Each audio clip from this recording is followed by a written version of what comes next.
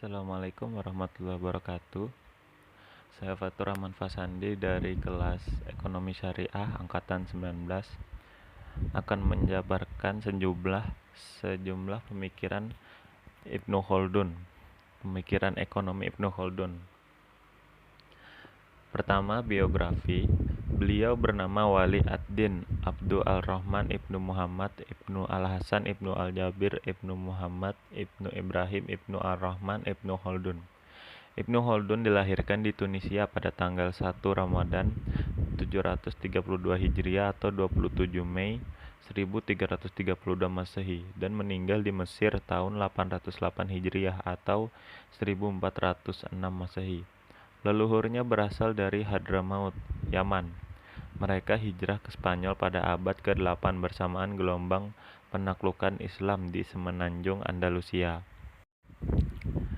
Ibnu Khaldun telah menggunakan konsepsi-konsepsi ini untuk membangun suatu sistem dinamis yang mudah dipahami, di mana mekanisme ekonomi telah mengarahkan kegiatan ekonomi fluktuasi jangka panjang. Konsepsi-konsepsi tersebut yaitu keutamaan dan kebutuhan suatu pembagian kerja, prinsip tentang nilai kerja, lalu peran negara di dalam perekonomian. Berikut beberapa teori ekonomi Ibnu Khaldun. Teori tentang harga. 1. Tingkat keuntungan yang wajar akan mendorong tumbuhnya perdagangan. Tingkat keuntungan yang rendah jika berlanjut bakal membuat perniagaan macet dan pasar menjadi hancur serta modal tidak kembali. 2. Kemerosotan harga dari produk pertanian akan membawa kegoncangan petani. Jika berlanjut, petani akan jatuh pada kemiskinan dan modal mereka tidak kembali.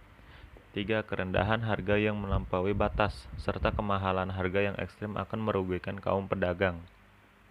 4. Emas dan perak merupakan logam mulia yang menjadi ukuran harga dan akumulasi modal atau kapital, serta menjadi simpanan dan kekayaan bagi penduduk. Teori sektor pertanian. Pertanian pada dasarnya merupakan sektor penghidupan yang dapat mendorong pertumbuhan sektor lain. Teori sektor industri. Industri akan berkembang jika permintaan konsumen meningkat dan industri akan bangkrut jika permintaan konsumen merosot. Lalu teori tentang mata uang. 1. Mata uang sebagai alat pengukur harga barang. 2. Fungsi uang yang pertama sebagai alat tukar dan kedua sebagai nilai kekayaan. 3. Kekayaan suatu negara tidak ditentukan oleh banyaknya uang di suatu negara melainkan ditentukan oleh tingkat produksi suatu negara. Ibnu Khaldun Apakah uang itu menurut Ibnu Khaldun?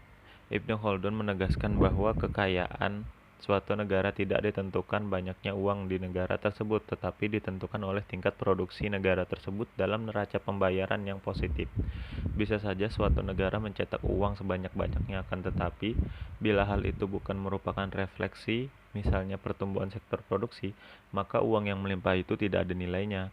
Dengan kata lain, sektor produksilah yang menjadi motor pembangunan, menyerap tenaga, meningkatkan pendapatan pekerja, dan menimbulkan permintaan atas faktor produksi lainnya. Sejalan dengan pendapat Al-Ghazali, Ibnu Khaldun juga mengatakan bahwa uang tidak perlu mengandung emas dan perak untuk menjadi standar nilai uang. Uang tidak mengandung emas dan perak merupakan jaminan pemerintah menetapkan nilainya, karena itu pemerintah tidak boleh mengubahnya. Ibnu Khaldun selain menyarankan digunakannya uang standar emas atau perak, ia juga menyarankan konstannya harga emas dan perak. Harga-harga lain boleh berfluktuasi, tetapi tidak untuk harga emas dan perak. Dalam keadaan uang yang tidak berubah, kenaikan harga atau penurunan harga semata-mata ditentukan oleh kekuatan penawaran dan permintaan. Setiap barang akan mempunyai harga keseimbangan. Terkait keseimbangan harga, di dalam bukunya berjudul Muqaddimah, Ibnu Khaldun menulis secara khusus satu bab tentang harga-harga di kota-kota.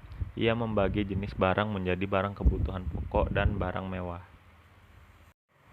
Ibnu Khaldun juga menjelaskan mekanisme penawaran dan permintaan dalam menentukan harga keseimbangan secara rinci. Ia menjabarkan pengaruh persaingan di antara konsumen untuk mendapatkan barang pada sisi permintaan. Setelah itu, ia menjelaskan pula pengaruh meningkatnya biaya produksi karena pajak dan pungutan-pungutan lain di kota tersebut pada sisi penawaran. Ibnu Khaldun menjelaskan secara rinci bahwa keuntungan yang wajar akan mendorong tumbuhnya perdagangan, sedangkan keuntungan yang sangat rendah akan membuat lesu perdagangan karena pedagang akan kehilangan motivasi. Sebaliknya, bila pedagang mengambil keuntungan sangat tinggi, juga akan membuat lesu perdagangan karena lemahnya permintaan konsumen. Lalu, teori korelasi pertumbuhan penduduk dan pertumbuhan ekonomi. Bertambahnya penduduk akan menciptakan kreativitas kerja dan menambah kebutuhan kerja di masyarakat. Ibnu Khaldun mengaitkan pertumbuhan penduduk dan pertumbuhan ekonomi, seperti halnya Ibnu Taimiyah. Ibnu Khaldun dalam pemikiran ekonominya tidak bisa dilepaskan dengan pemikiran politiknya. Menurutnya, manusia itu pada dasarnya adalah makhluk politik atau zon politiken. Artinya manusia itu harus hidup bermasyarakat dan bersosial, karena manusia tidak bisa hidup secara individual dan membutuhkan orang lain. Syukron.